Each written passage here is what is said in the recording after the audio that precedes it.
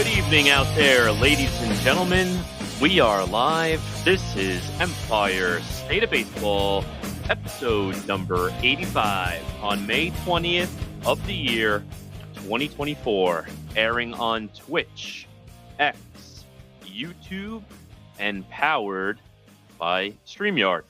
Corey, I love the little bit of like the NPR intro, and this is Empire State of Baseball, May 20th in the year 2024.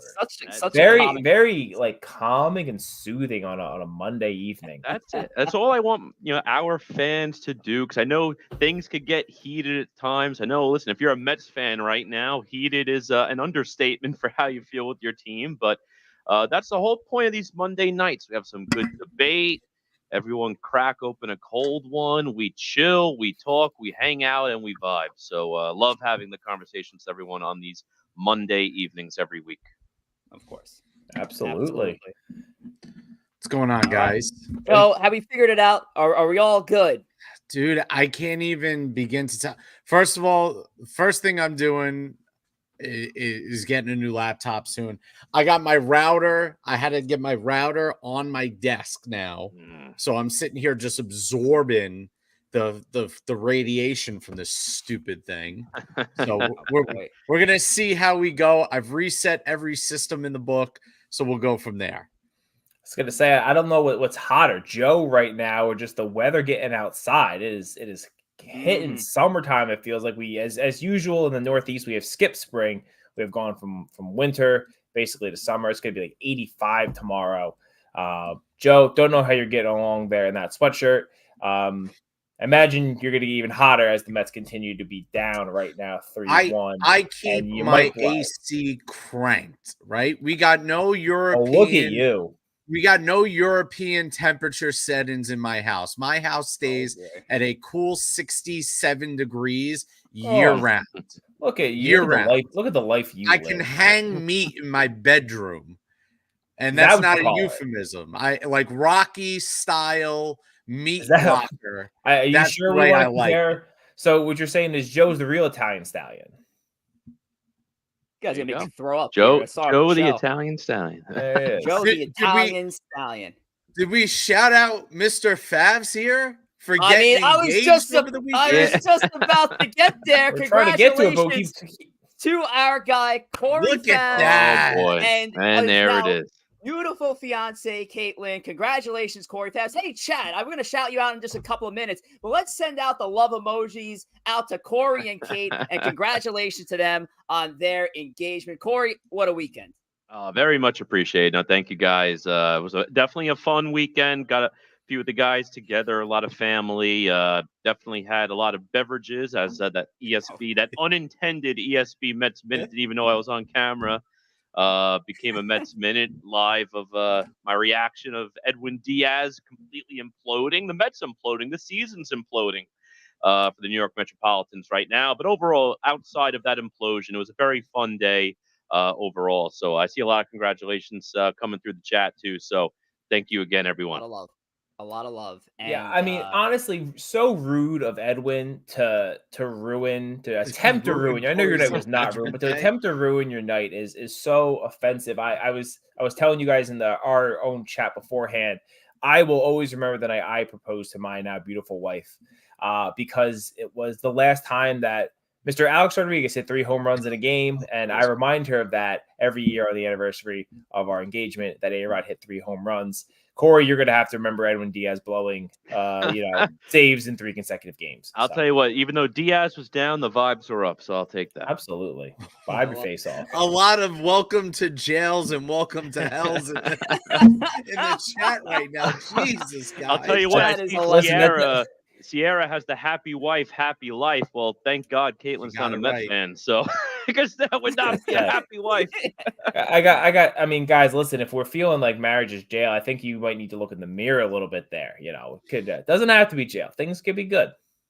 Even if you're married to a Met fan like I am. Well, let's shout out this chat that's already showing the love here. Jacob Petruzzi showed up at 7:15 p.m. Eastern time. I just want to let you guys know there. Shout out to my guy Jacob Petruzzi saying smack that like and sub button for the homies. Appreciate you, Jake. 4 Train Express, that's my guy Mazza. What's going on, Mike? Give them a subscribe at 4 Train Express. We got Jack Esposito in the house. NFE over the strike zone. Give him a follow. He goes live Tuesday, Thursdays, 9:30 a.m. Eastern Standard Time. We have Ghost in the building, the new co-host or co-ghost of the Morning Brew, Yankees Brew pregame show on Space.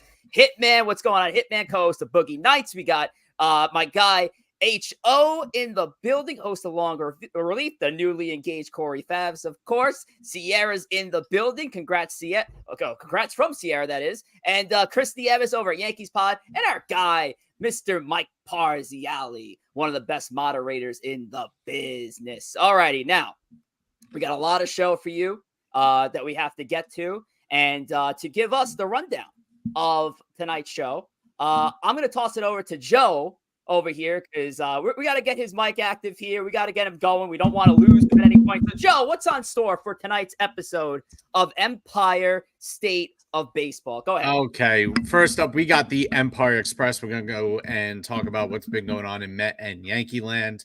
Then we got Chooch's Pick of the Week presented by Matt Chooch Tucker. He's back with his Pick of the Week. It's good to see Matt back after everything that's been going on with him. And then we got the Creator Spotlight. We got Dayne Huber in the building. He's going to talk about what is going on his channel, his page, what he does, how he does it, and everything in between. So we'll talk to him. And then we got our game segment for the night.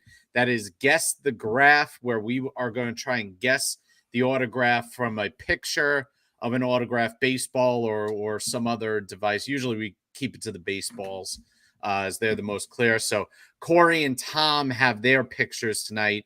So we're going to try and guess the graph there. With looking at Corey and my balls tonight. Oh my God. All right. Well, Corey Favs, before we get to the Empire Express, we're just dragging this whole thing along, aren't we? Just quickly, live stream. Let's talk about the three streams that we're on tonight, and then I have an announcement regarding a live stream with Empire State of Baseball. So go ahead. Yeah, no, in terms of live streaming right now, definitely YouTube is our preferred app, especially when I'm listening into a podcast. Love to listen on YouTube. So we want all of you to come to YouTube. But we are also airing on X. We are airing on Twitch.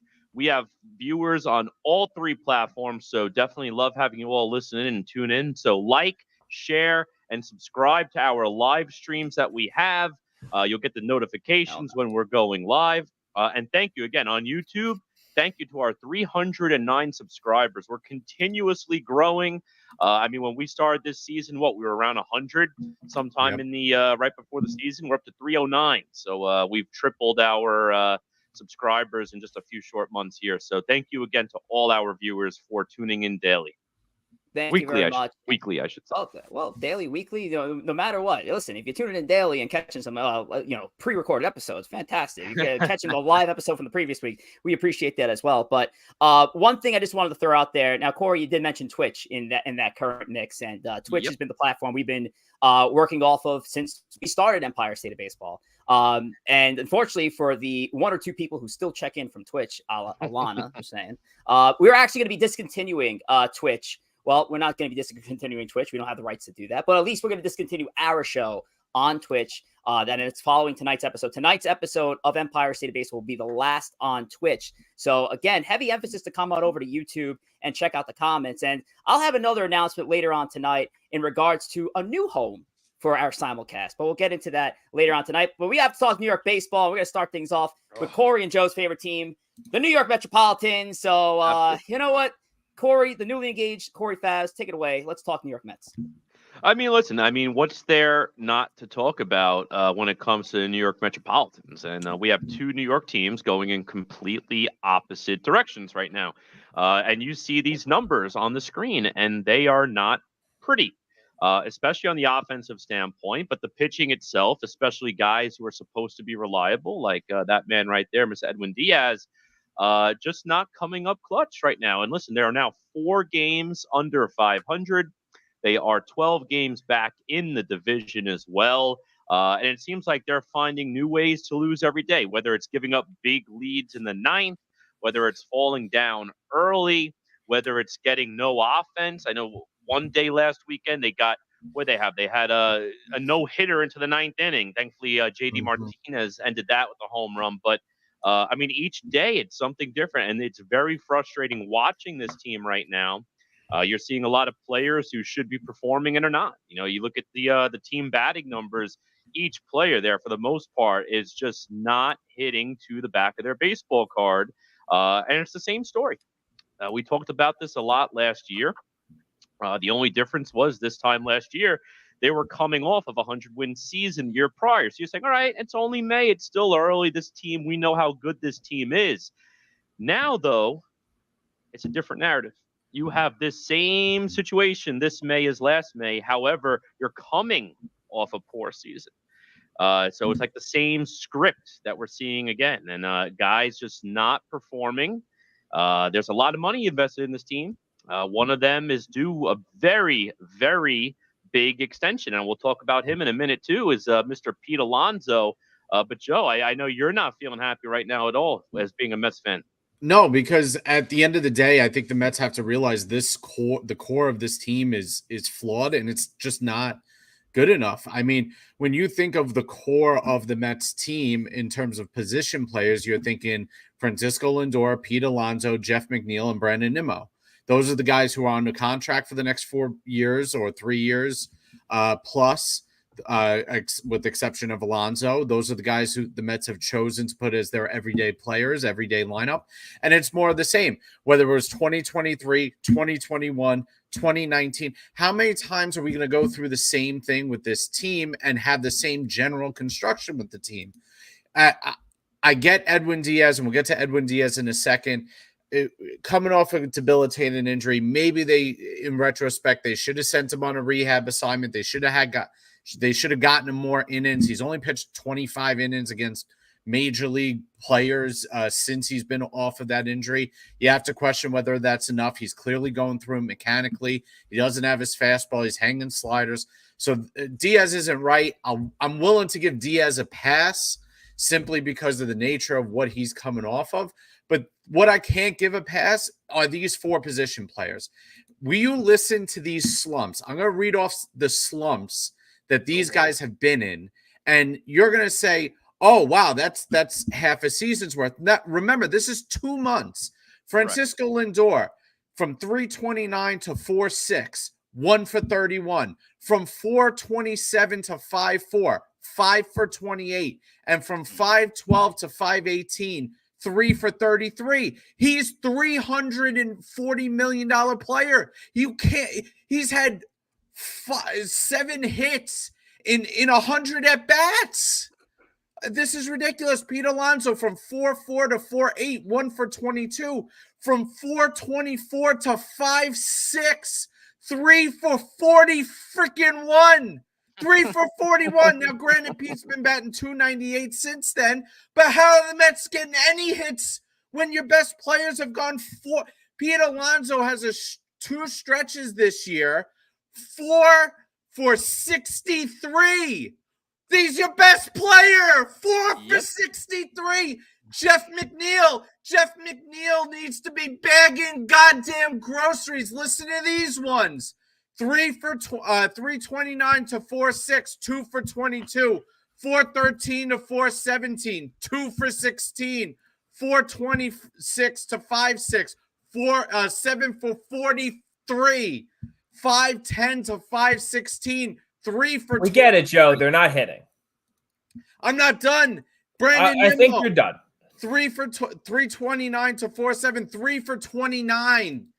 415 to 424, 3 for 31, and 510 to 515, 2 for 18. That is 13 prolonged slumps between your 4 best players. You need to blow the core up. I don't even care about Narvaez and Nito. They can't hit anyway. This is pathetic baseball. This is so absolutely embarrassing from 4 players who are supposed to be the core of your team. The core. Correct. And the problem is, too, I mean, a lot of these guys, like Brandon Nimmo, for instance. I love Brandon Nimmo, and the Mets gave him a big contract extension before last season because he was such a big part of the team. And we praised how interesting of a dynamic he brought to the top of the order because he was a very big on-base guy. Always found a way to get on base, loved him in the leadoff spot, drew walks, got hits, can always count him for line drives. Jeff McNeil, same exact thing. Gap-to-gap hitter, the ideal number 2 hitter in terms of high contact. I mean, the guy won a batting title just a few years ago. But I don't know what's up with these guys, man. I mean, Brandon Nimmo just got that massive extension again before last season. He's hitting 219. That's your leadoff hitter hitting 219. I know now they dropped him to the 3rd spot in the order just to try to get a spark, but 219 is from your leadoff hitter. Your 3 hitter to start the season. I know he's been hitting leadoff the last few games to try and get a spark. Francisco Lindor, 193. 193. That's a $300 million player, like Joe mentioned before. Alonso, we know how streaky he is. He's actually been one of the best hitters on the team this year. Does have 10 home runs to this point, but I remember saying it last year, and I'll say it again. You really can't judge your team until Memorial Day. Once you get to Memorial Day, you have an idea, okay, this is the direction our season's going. Because we all know April, how much of a joke April could be. And look at the Pirates, for example. Oh, the Pirates, one of the best team in baseball, one of in April. No one thinks the Pirates are making the playoffs this year. They got some exciting pitchers, but no one thinks it. Once you hit Memorial Day, you know what team you're looking at. And I can tell you right now on paper, I'm looking at the team that ended last season for the New York Mets, not the one that made it 101 wholesale, wins. Baby. Wholesale. Be careful with those T's and C's on that beer label there, Joe. Come on now. Oh, my goodness. God, it was only like 3 weeks ago Joe had the Mets in the playoffs, and now Joe might be ready to sell the whole stadium. I don't know. He might sell the hot dog guy. The Mets are only 2 games out of a wild card spot, and they're playing the worst baseball of the year. It's still supposed early. to show you how bad the NL is right now. There's not another good team in there. I want to move along quickly because another big thing that came up was the Pete Alonso offer. And just real quickly, between at least Corey and Joe, thoughts on this offer. Now, I don't know who did it on the ESPNYM page. You said that the offer here was more than fair. I don't know if it was Corey or Joe, but go ahead. Take it away. Joe, take a breather. Corey, go ahead and kick it over to Joe. Well, listen, they offered him supposedly, and he declined, a 7-year extension worth $158 million over the course of that contract. And listen, the fact, what scares me the most is never got close to a deal. I mean, that's a lot of money for a relatively one-dimensional player. And granted, that one dimension is an exciting one with home run pop. He's got a ton of power. That's a lot of money. So to never get close is a bit concerning, especially when you're looking at his numbers too. I don't have the exact statistics off the top of my head, but it was like hard hit percentage. And Alonso, from his rookie year to now, is consistently going down every year, not making that contact like he did when he was younger. When he was a little younger, at least he was hitting 250. 260. Now you throw in the pop, and this is a guy that you immediately saw 200 million plus player. But to Joe's point before about blowing up the core, I mean, how many times are you going to say to yourself, with the definition of insanity, it's doing the same thing and expecting a different result? But something's got to change, and I think that contract was more than fair. I would love to see him extended at that contract. But the fact that he's thinking he's worth 200 plus million, more than Matt Olson, more than Freddie Freeman, he is not that player. And I'm afraid if you're going to hamstring him and he's going to continue to trend down, I have no idea what the offer should be. I'm almost trending towards trade right now, to be honest. They got to do something to blow up this team. That contract is a fair offer. And if they are not close, I'm very concerned about that. Well, here's the thing about Pete Alonso. If you think that you deserve to be in the same category as Freddie Freeman and Paul Goldschmidt and Matt Olson, you got to bet better than 229 with a 305 on base percentage. You got 10 home runs. Okay, that's fine. You're still on pace for 40 home runs this year, but you got to do better than a 305 on base percentage. Alonso offered a 7/158 deal, which is a 22.5 million per year average. Matt Olson signed an 8-year, $168 million deal. His was 21 AAV. Freeman, who was a little older and an MVP candidate, the best first baseman in baseball, signed a 6-year, 162 at 27 million AAV. And Goldschmidt signed a 5-year, $130 million at a $26 million AAV.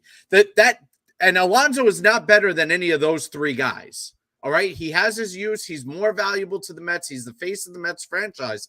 But the Mets are right in the Pete Alonso is better than what Matt Olson was before he signed that contract. Matt Olson's been better since that contract, but Matt Olson was also playing for Oakland A's. Yeah, but Matt Olson was a very good first baseman. Pete Alonso is better than Matt Olson was before that contract. That's fair. But he's also younger than Goldschmidt. I'm simply saying the Mets are right in that realm of all three of those first basemen. Okay, you want to settle somewhere on the 8 years, $170 million contract. I think the Mets are going to be willing to do that. But if Pete thinks he's worth 210 or 250, he's on drugs. What team's going to give him that? There is none. So Pete's got to look at himself. He's got to look at the market, and he's got to say, hey, I don't know if I can do better than 158.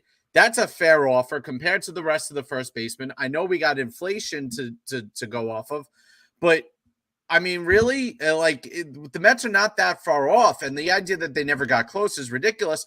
Plus, if you want $210 million, you better play like it, Pete. You're not playing like it. I've been saying it for 29. I've been saying it for years. He might not want to be a Met, and he might just not like playing in New York City. I might not even like a anti-Met thing. He could just be like, listen, this isn't New York City. You know, you guys are like semi from New York City. Like he's like living in the city. Like it might not really be that lifestyle's not for a lot of people. Maybe he doesn't like it. Maybe he wants to be somewhere else, and that's why he said, listen, unless you pay me an exorbitant amount of money, I'm going to test free agency, and maybe I want to play, the rest of my career in a city or in a town that kind of suits my lifestyle better. And there's nothing wrong with that either. And the problem too with that is too, because unless you're in Pete's mind, it's hard to know for certain. And if you go into the offseason and you don't trade him at the deadline, and that really is what's in Pete's mind, and all of a sudden you let him go and you're getting nothing but a qualifying offer, unless you're offering an absurd amount where the Mets find themselves in a lose-lose, where either they lose their best player and everyone ridicules it because they lost him for nothing, or you sign him to such a large extension, everyone across baseball thinks it's a laughing stock move because it's a terrible extension. You're in a lose-lose. And you're almost like the safe option is to trade him unless you could agree upon an extension. But I think the extension part's out the window. It's not happening in season. So it's either trade or go to the free agency. More on Pete Alonso at a later time. It's going to be a story of the season. But we got to get to the Yankees real quick here. And Tom, things are going well in Yankees land, of course. And you look at all that gold right there. First and on base, OPS, runs scored, ERA, and batting average against the Yankees, 33-15. At least it was going into this morning. Listen, there's not really much more you can say about the Yankees play right now. They're having a fantastic May, 14-3. They're on a 7-game winning streak right now, up 3-0 on the Seattle Mariners, which should be a good series here. 4-game set, two very good pitching staffs here, starting with tonight's matchup, which was Logan Gilbert and Marcus Stroman. Yeah, pick rocks. Well, there you go. I mean, I was trying to keep it pro, but I guess not. But Thomas, I know one talk in the town, and obviously overall Yankees feel, but a lot of it was focused on, once again, a potential Juan Soto in-season extension. And now, before we get into the Soto extension piece, was there any notes that you had on this Yankees team prior to getting to that? Yeah, everyone else stinks. The Yankees are the best. Can you imagine being like a White Sox fan going into last week thinking like, oh, maybe we have a chance? No, you don't. Your team stinks. Yankees are better, and we just absolutely dominated you.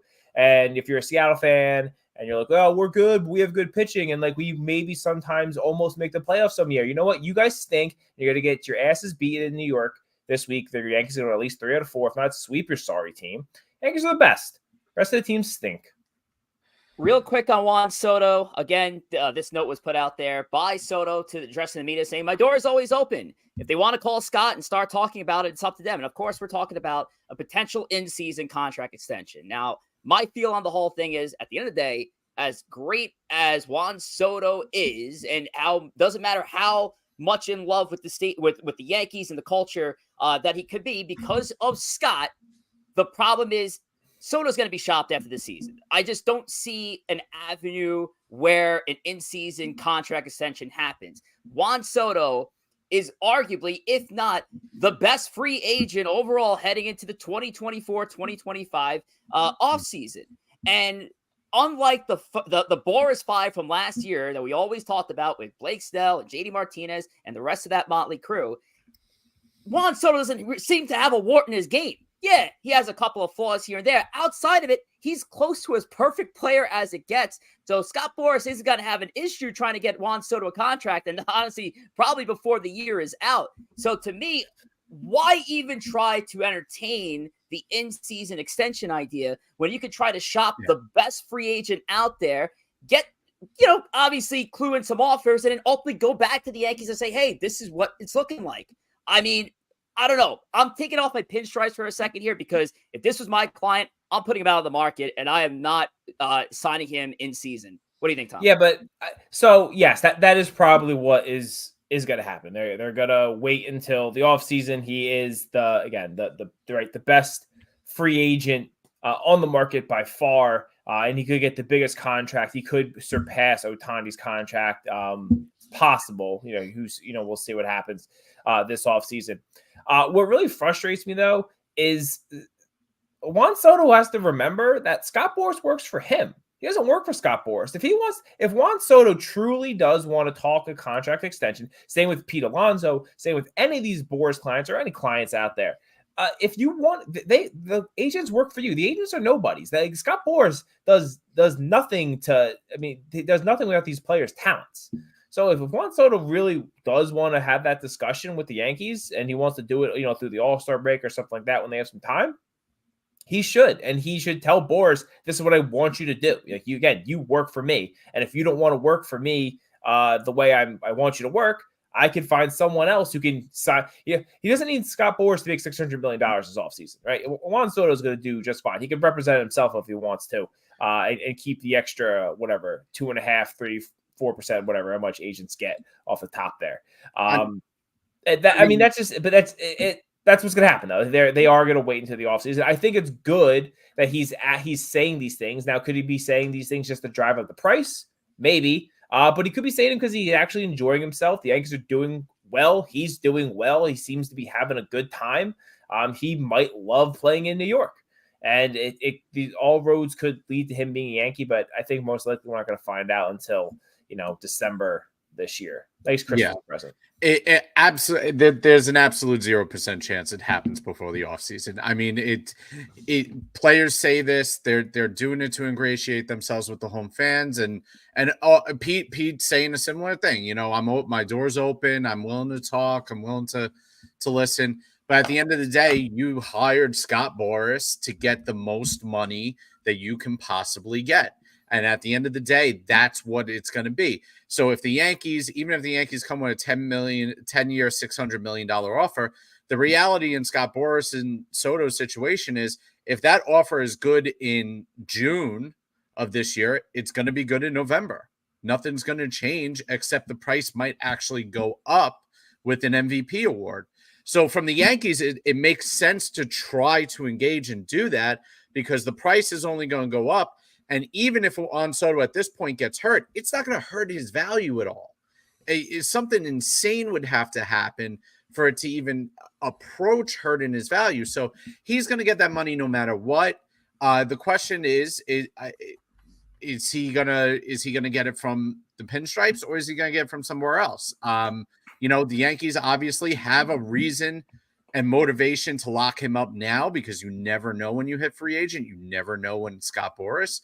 But at the same time, he's going to be a free agent. There is no question. When you're at the top of your class, you're gonna be a free agent. I think ultimately it goes the way of Judge. That he will shop himself around, And the Yankees have worked with Boris before. They have at least a decent working relationship with him. And he'll eventually come back to the Yankees, and maybe the Yankees, like similar to Judge, maybe he'll leave $25-50 million, supposedly on the table to not go to certain teams. If he really wants to be a Yankee, the Yankees might want to try to save a little bit of that money there. But I think ultimately that's the route this is going to go. Or at least that's what I'm hoping. That's what I'm going to tell myself over the next 6.5 months. No, that's it. I think one of the other factors, too, that hurts in this type of situation, it's not like Soto came up with the Yankees, played there his whole career, beloved for many seasons. It's already his third team, which is pretty surprising that a superstar player before their first Grand Tour free agency is on their third team. But honestly, a big part of that's because of Washington, and Washington was in a really bad spot. They won a World Series, and then they completely fell apart afterwards, and did whatever they had to do. They went to the Padres, and the Padres, again, team great on paper. Tom, me and you had them in the World Series in our predictions last year, but that's a team that's just underachieved compared to what they were supposed to do. And now he's on the Yankees. I mean, I guess third time's the charm, but it's not like he came up through the Yankees. It's not like he was born in New York. So it's a different situation too, which kind of hurts from an extension standpoint.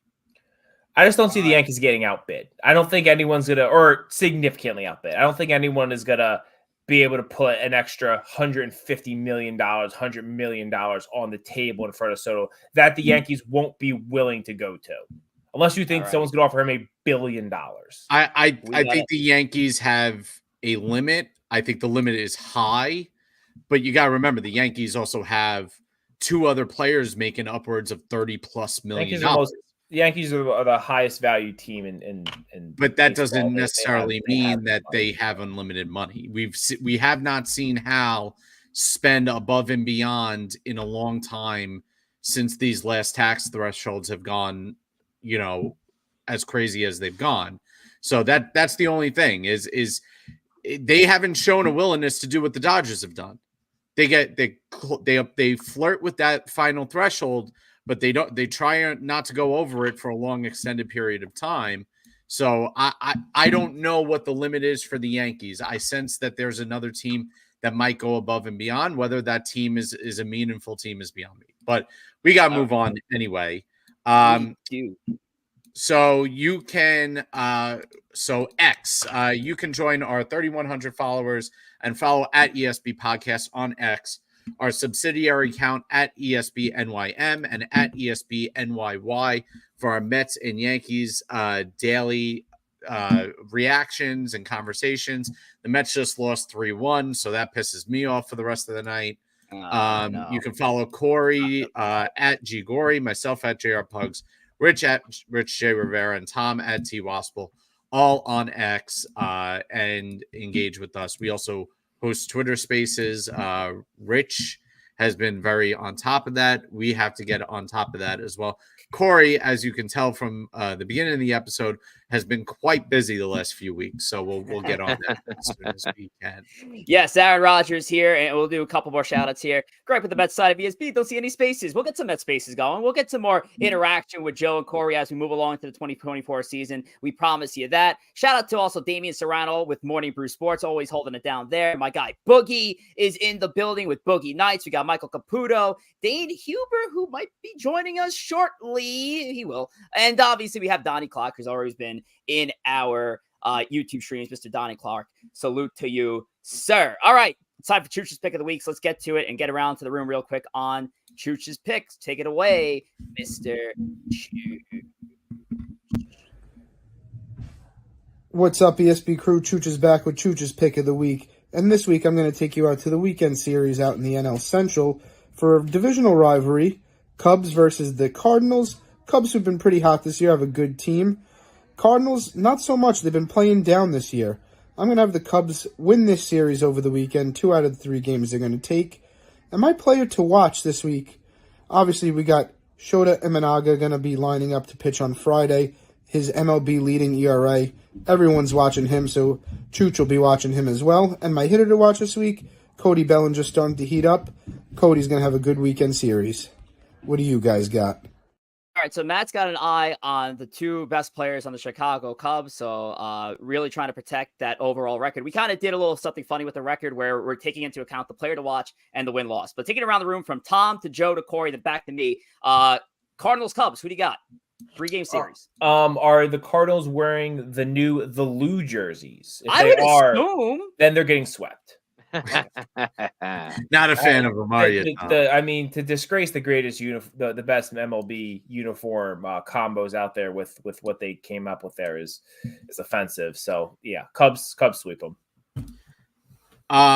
Yeah, the Cubs have not been playing. The Cubs haven't been playing as great as you think they have lately.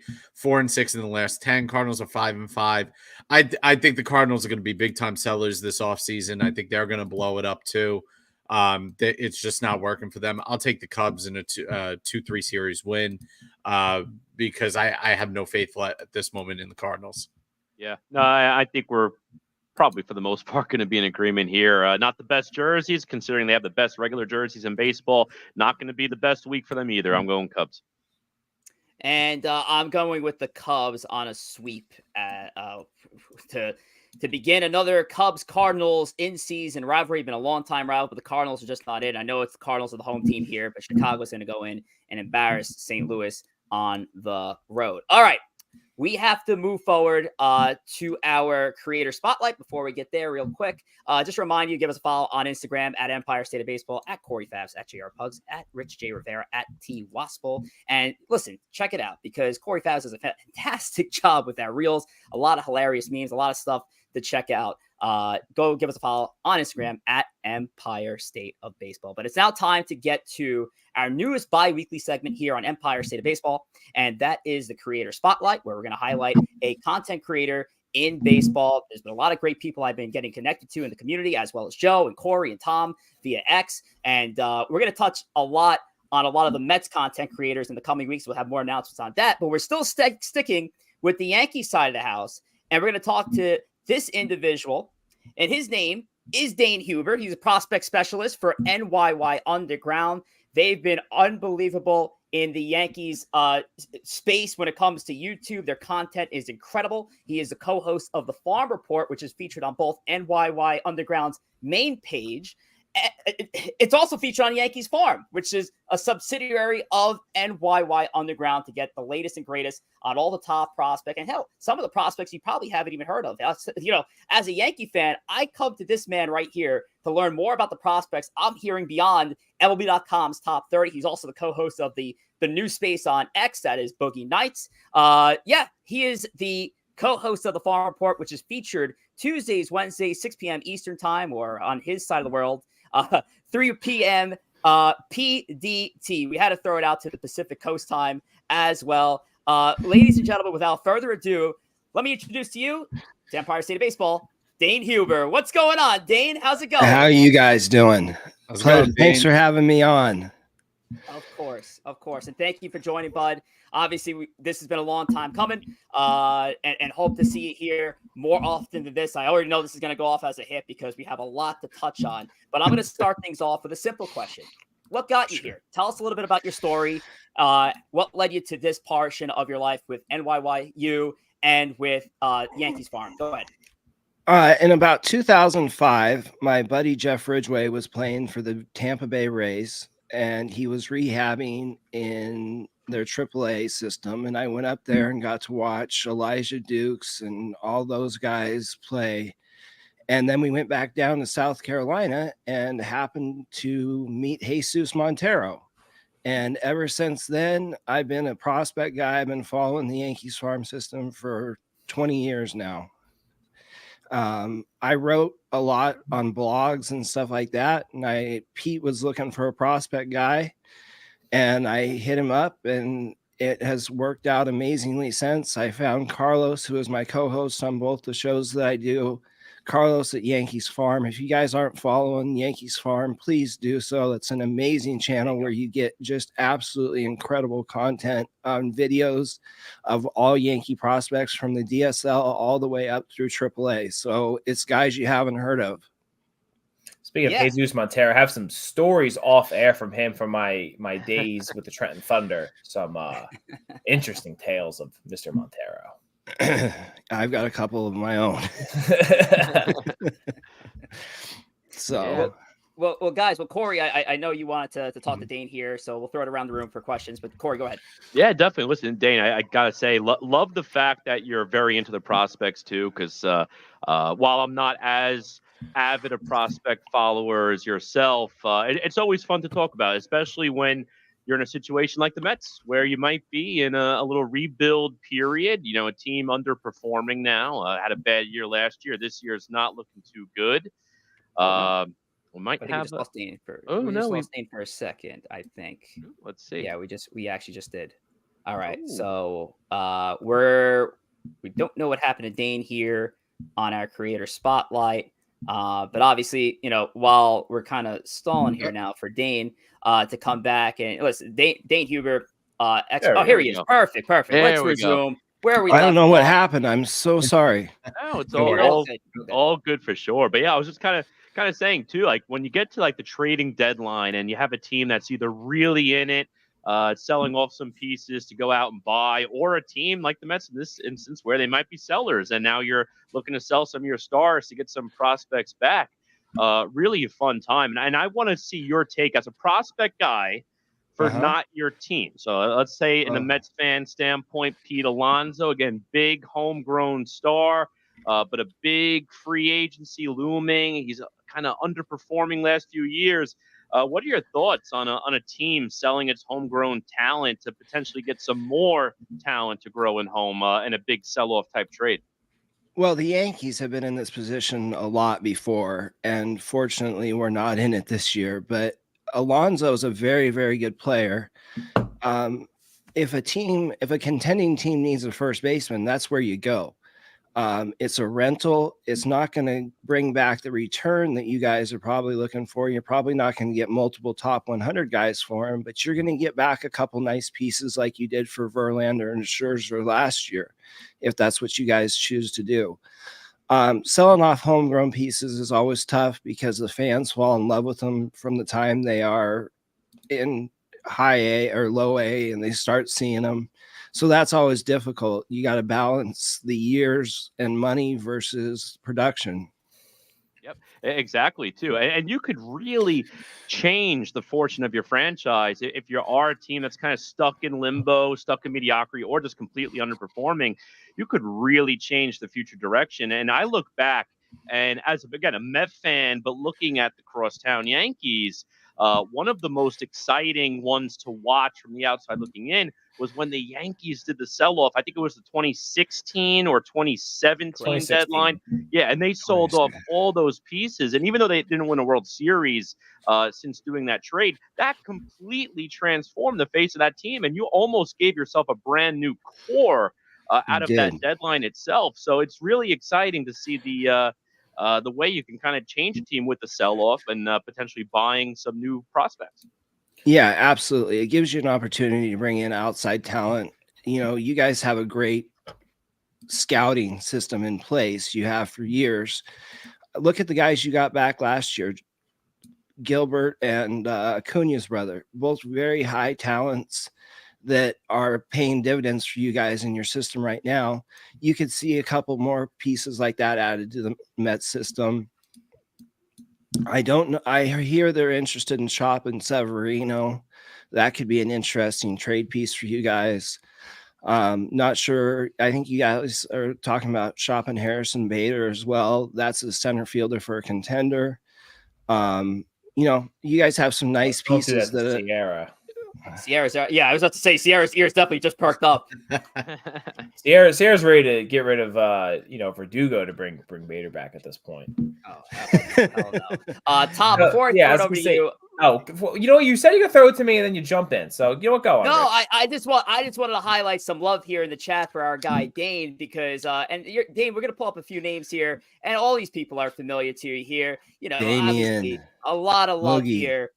For Dayne, he said, "Don't forget the Bigfoot." I guess I don't know, inside joke. I have no idea. Dayne, my guy, Dayne. I mean, there's so much love here. from the folks here in the chat, and we thank you so much for joining us here. And if you're just joining us now, Dayne Huber over at NYY Underground. Thomas, take it away with your next question. Yeah, so I guess to kind of keep it fun, keep it light, like we like having fun here. Dayne, I'm sure you've been to a lot of minor league games in your life of kind of tracking the farm. Any like fun, weird like promotions you can remember, like weird stuff that's going on? Because as someone who, again, I worked for the Trenton Thunder for a year. Rich has experience with the Somerset Preachers. We've seen a bunch of weird, funky stuff in minor league baseball. Any fun stories you got from games you've been at? Well, I'm actually on the wrong coast to go to games. I'm in Seattle, and I'm a Yankees fan, so I don't get to see too many of their minor league games. But I got a couple of off-air stories for hanging out with some players afterwards, but that's about it. That's fair. Twitter that space, is, folks. That is Twitter fair. space. So Joe, go. let me ask you, you obviously are researching these prospects, watching as much video as you can on them. What was a prospect, or who was a prospect that came up that you thought was going to be special, was going to be the next best thing, and just didn't, pan out the way you thought he was going to pan out? That you were like, man, like, what did we miss here? What did we get wrong when we were looking at this guy and saying, he's the next all-star for the Yankees, he's the next guy? And then give us a guy that you have right now. Not a Spencer Jones or a Dominguez or anything. Give me a guy that most Yankee fans don't know about, that you are really looking forward to, that might be, an important piece for the Yankees that nobody realizes down the road. Sure. I have got two. One is Christian Garcia. I'm not sure how many guys remember him going back to about 2008. He was a guy that threw upper 90s, 97, 98, had a wipeout curveball, great slider, great changeup. But the thing that got him was injuries. I thought he could have been an ace, but he blew out his shoulder, blew out his arm, and he was just never the same again. On the offensive side of the ball, I would have to say Gary Sanchez was by far the most disappointing prospect to me. I followed Gary from the time we signed him for $2 million in the DR. And he was an incredible catcher coming up, and they changed his catching style 3 times in 2 years, really struggled with that. And he was just never the same. And he profiles to a guy right now that Rich mentioned last week on your show, Agustin Ramirez, who is just lighting the world on fire. Very similar players. Agus still needs some help with the glove, rocket arm. I don't know where those grades came from, but those are MLB.com. That's why they're wrong. There you go. So wait, I'll hold you there for a second, Dave, because we've had conversations about that. And so just for the sake of getting it on Empire State of Baseball, sure. What's your take on the current, these current prospect rankings? The difficulty prior to the season is, where do you go?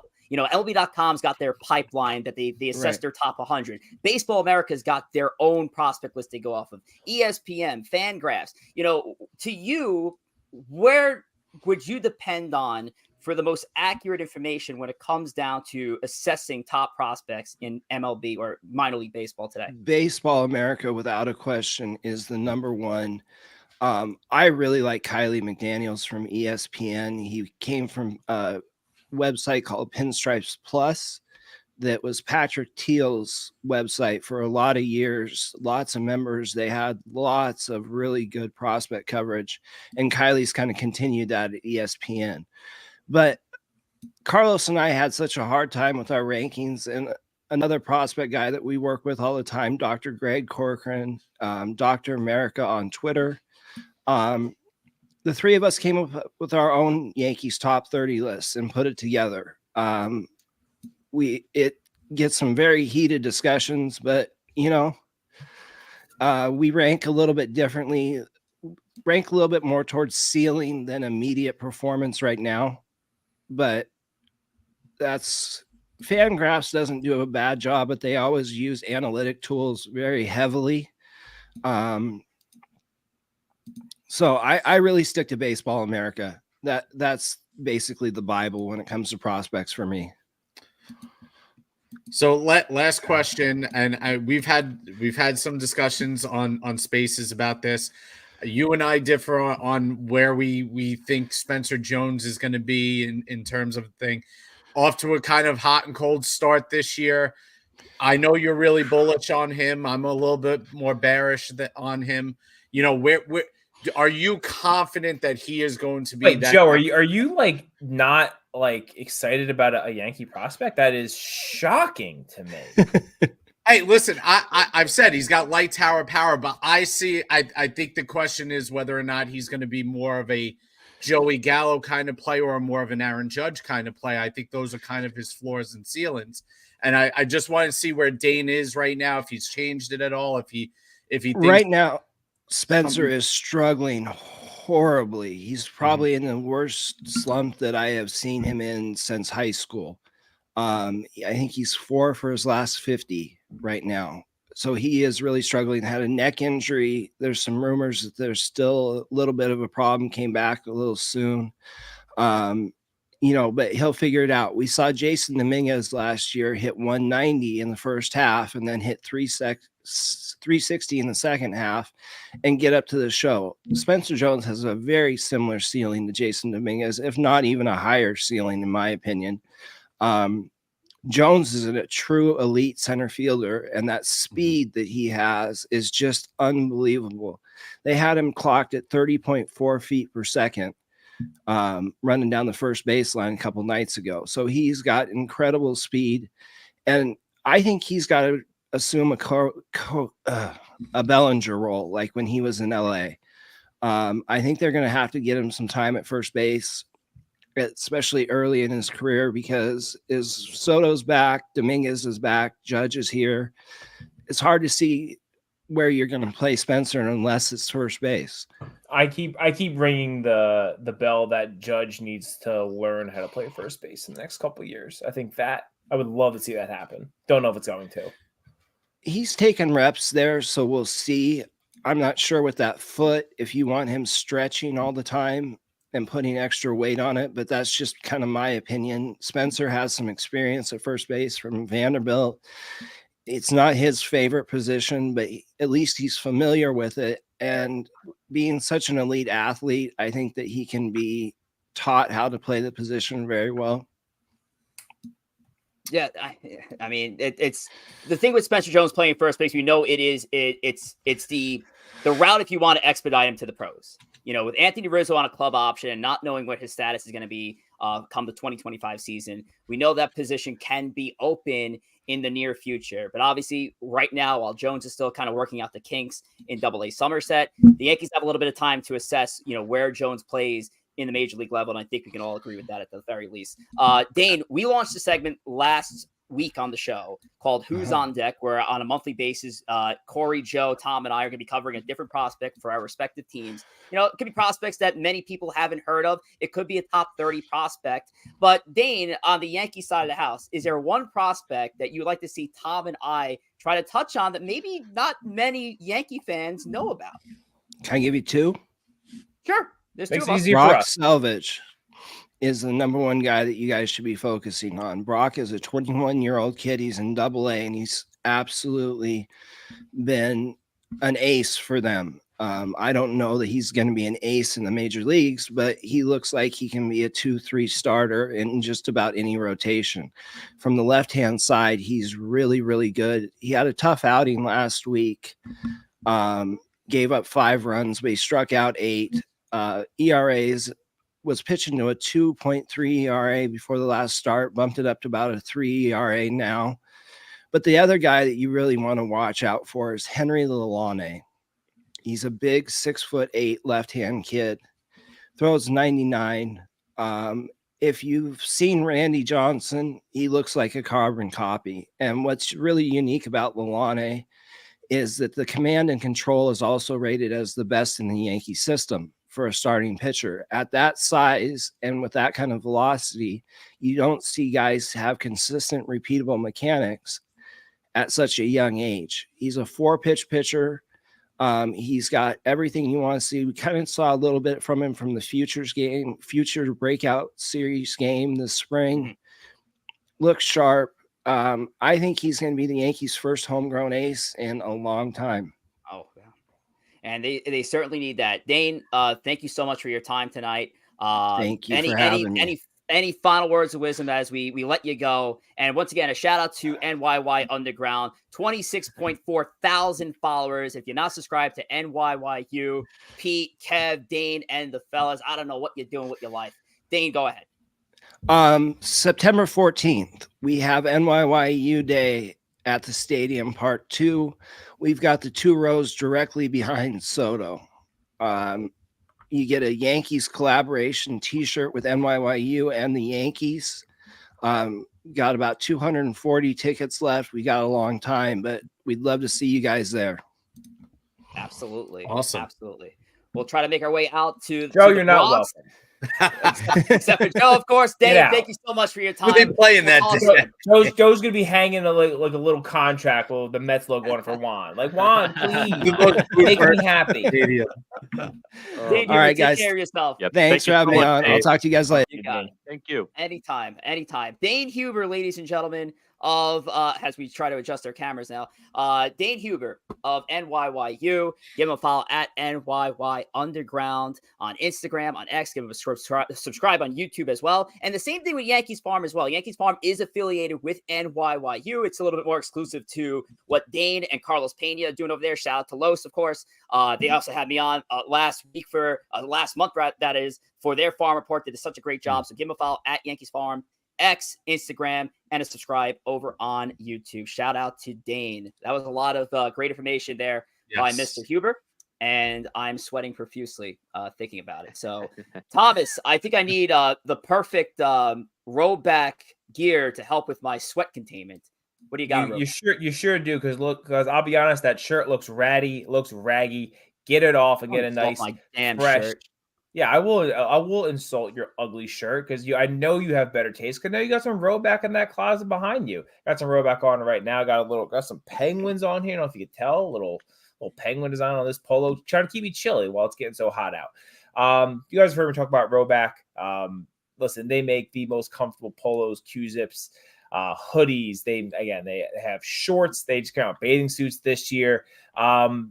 They make some incredible, fantastic stuff. They come up with new designs almost every day. They've been doing a really good job this year of doing different kind of sets. So like they did a lot of, spring kind of bright color stuff going on. Right now they're starting to roll out their Americana, getting ready for the summer for Memorial Day weekend, 4th of July. So nice. If you're looking for some stars and stripes things, again, they got some wacky designs with some, a lot of bright colors or that kind of stuff. If you're looking for that for the USA designs, but they also have some nice solids and stripes in there. If that's not your deal, head over to roback.com, use promo code TWASPIL15, get yourself 15% off your first order, as long as you haven't used that email with them. And if you have, just use a different email. Get yourself 15% off your order. Again, they make the most quality stuff out there. Roback.com. I don't know what you're talking about. I mean, we do it the right way here.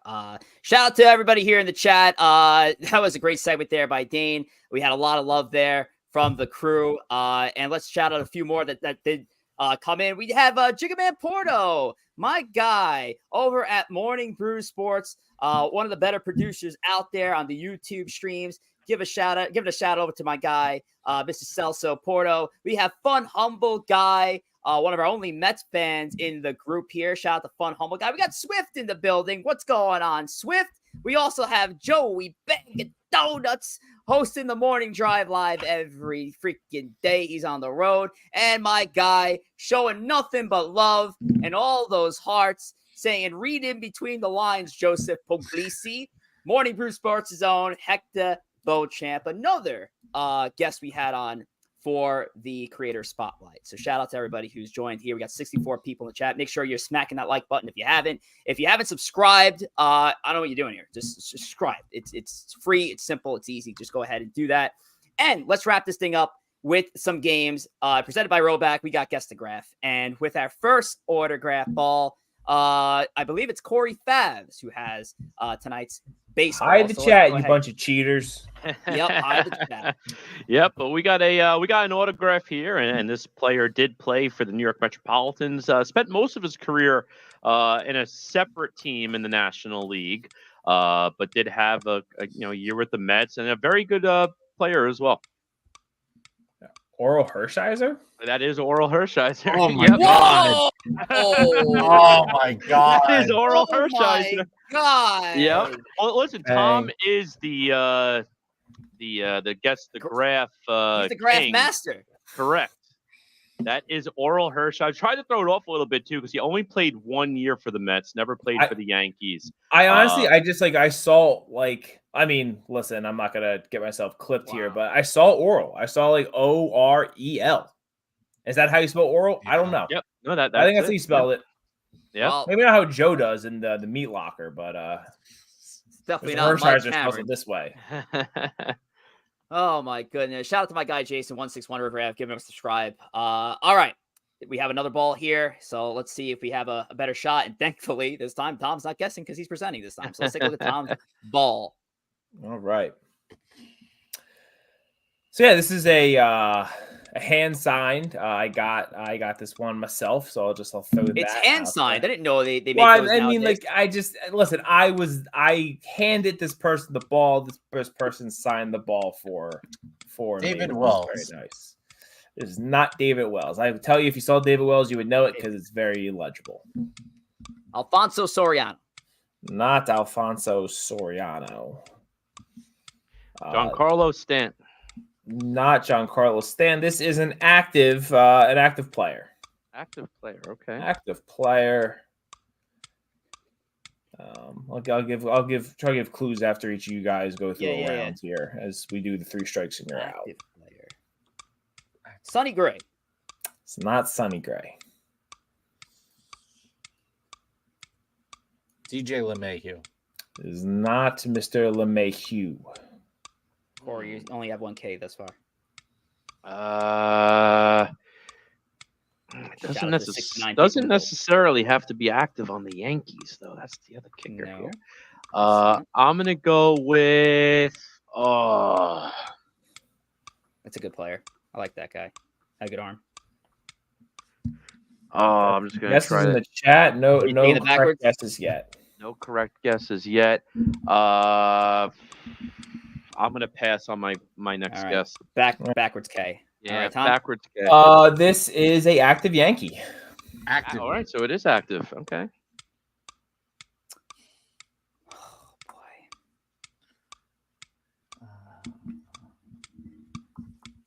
And that Giancarlo guess was a good guess. Yeah. Because it does kind of look like it now that I'm looking at it more. A little bit.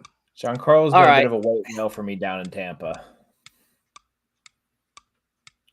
Gotten close. Let's go with Gleyber Torres. It is not Gleyber. Rich is out. Let's see what these guesses look like in the chat now. Some more guesses in the chat. Still no correct There's guesses. There's a couple that it could look like that. Some good I will say they're good guesses based on what we're seeing here. These are some good guesses here. Definitely better than mine. Is it Clark Schmidt?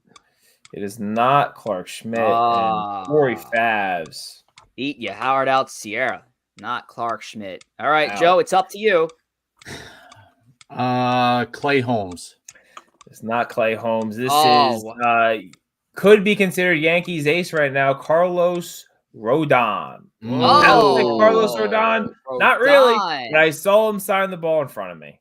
But you know what's funny? Like I'm looking through the chat, a lot of guesses here, and thank you all for the participation. But no Carlos Rodon in here. I see Oswaldo Peraza, Oswaldo Cabrera, Anthony Rizzo, Marcus Stroman. I already guessed Gleyber Torres, Clark Schmidt. You can kind of see a C, and then it is kind of like a big R in the middle. Yeah, big R. That is, I guess it's Arlos and Odon. Shouting out Joey Baggs. Damn it, boy. All right. Well, Mr. Tom got 2 points tonight. Solo owner of first. 2 games up at Corey Favs like the Yankees have over the Baltimore Orioles right now in the AL East standings. So good for you, Mr. Tom. But let's wrap this thing up. 85 in the books. We're talking episode 86. Now, if you notice, there's a change here to our weekly schedule. It does say Tuesday, May 28th, because next week is the Memorial Day holiday. And we're going to respect our troops that have fallen to serve our country and help protect our freedoms here by not doing an episode. You're full of shit. Month. You guys are just going to be drinking and eating hot dogs. That is not while shouting out my troops in honor for the of service those. of our country. Yeah, you in honor. So we will be here pounding Miller Lights and pounding ballpark Franks. Hey, I don't tell you what to do with your life. So you should be embarrassed. I'm drinking Tuesday, a fallen to the There you brain. go. What a hero. Violations. Unbelievable. Tuesday, May 28th, 8 p.m. Eastern time, or in Dayne's neck of the woods, 5 p.m. Pacific time. We will be live 8 p.m. next Tuesday. Now, we did announce early, if you guys remember, that we are discontinuing being on Twitch. And we're discontinuing Twitch to move over for a new platform. Starting next week, that is Tuesday, May the 28th, we're going to be going live on Instagram as opposed to Twitch. So along with YouTube and X, we will also be live on Instagram from 8 p.m. to 9 p.m. I'll give you a little BTS. Because we're going live to Instagram, Instagram has a hard hour stop. So if you're viewing us on Instagram and we're going a little bit over the time, past 9 o'clock, join us over on YouTube to make sure you're enjoying the full episode. Instead, could we just yell at Joe to like cut his stuff short so we can get it? I mean, I'm down for that too. I'm good with that too. So next Tuesday, once Joe goes over 2.5 minutes, we cut him for our show. But let's throw it around the room here, starting with Tom over to Joe to Corey, and then I'll wrap it up. But Tom, go ahead for the thank you train. I'll just give another congrats out to Corey Favs getting engaged. We led the show with it. Glad to see him taking that next big step forward, and congratulations to you, your fiance, and best of luck. Thank you. Yes, congrats, Corey Favs. The Mets suck. I need another beer. There you go. Now, I just want to thank everyone, all you guys for the thank yous, and everyone in the chat. Great active chat today. Thank you, everyone. We love you, Corey Favs. Wishing you nothing but an eternity of happiness. Thank you so much. Thank you to the chat. And thank you to Dayne Huber for checking in with the Creator Spotlight. Make sure to give him a follow on all the platforms we mentioned before. But that will do it for Empire State of Baseball. We will see you here next Tuesday. So enjoy the Memorial Day weekend and take care.